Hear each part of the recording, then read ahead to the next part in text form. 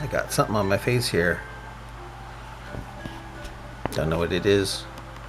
Anyway, I saw David Wood and Apostate Prophet ripping up the Quran yesterday, and David Wood eating a part of Quran 929.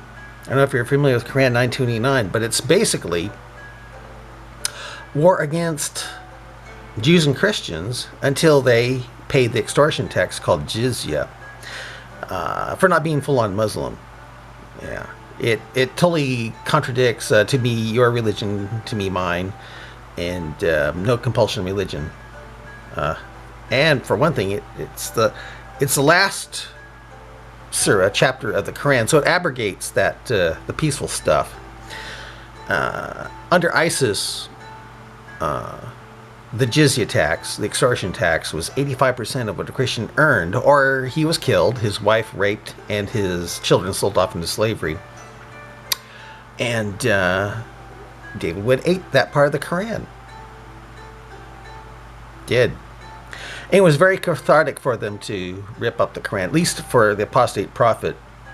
Kind of remind me of the time I wrote this science fiction novel about a Muslim terrorist who gets out of Islam, and he has a stack of Qurans in the back of his SUV that he was going to ram into a casino, and then shoot up people with his machine gun if they try to stop him from setting off a bomb. But what happens is he gets out of Islam, and he has all these Qurans in the back of his SUV that he forgot. He was so carried away with trying to get things, he didn't realize he had all these Qurans in the back of his car. It's like, oh, his SUV, so it was, dang. So, but anyway, we got out of Islam. He ends up shooting them with his machine gun. And it's like something out of Aliens, where Ripley discovers the eggs of the queen alien, and she starts blasting them and shooting them, and it's very cathartic for him, to the point where he's just crying tears of joy because he's free from it. It's like, but he's also kind of sad because he made such a fool of himself. So it's like a mixture of fear, a mixture of sadness and happiness. And so it's very cathartic for him. And I could see that with the Apostate Prophet when he tore up a book that basically calls for his death.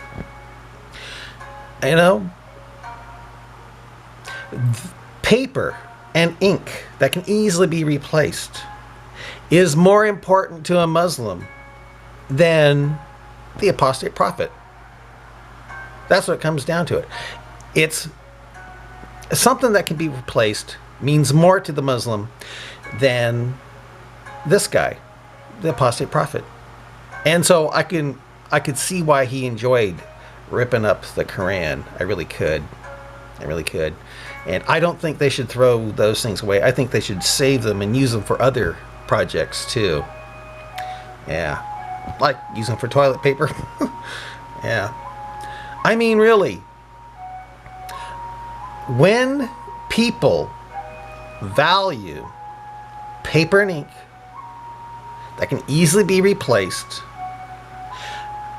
over your life, I say, hey, rip up that book that tells them, because that book is telling Muslims to kill him for being out of Islam. So I think he had the biggest right in the world to rip up such an evil, stupid book. And I say it's stupid because it teaches that the sky is an object without cracks and can fall on you if not held up by Allah. It teaches that meteors burning the Earth's atmosphere are literal stars chased away Satan.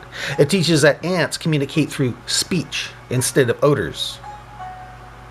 And has an ant saying, "Oh, ants, get thee to thy dwelling places so that ye are not crushed by Solomon's troops as they perceive not." In other words, since ants communicate through odors, that means some ant that to communicate like that would have to shoot out of its butt at least 22 different words to spell that out for the other ants, Stupid things like that. And such a book is more important than the life of the apostate prophet or any Muslim that leaves Islam. So I say more power to the apostate prophet for ripping it up. And I've shot the Quran. But you know why I shot the Quran? I didn't just shoot the Quran. I gave reasons as to why. I gave Quran 926. Quran 929 as reason for shooting that. I gave Quran 900 and 111 for shooting the Quran, which tells Muslims to be killed because of Allah. In other words, I gave reasons. I gave Quran, the first part of Quran 424, that allows Muslims to rape someone's wife due to it saying, forbidden to your married women. You can't have sex with married women, except, that's a key word here, so you can rape someone's wife, except those whom your right hand possess. Muslims say, oh, that's the marriage. No, it's not marriage. No. It says married women. That means she can have two husbands? I don't think so. And where's the consent of her husband to make it just adultery?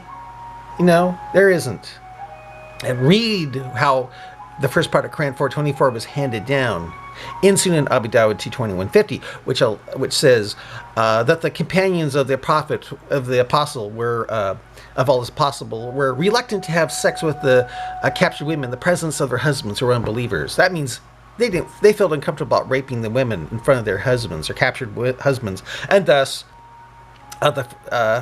basically the first part of Quran 424 was handed down. It says, and women already married are forbidden to you except those whom your right hand possess, your slave or captured. So I say good for the apostate prophet and David Wood for destroying the Qurans like that. And you disagree with him, put your comment in the comment section here, okay? Bye.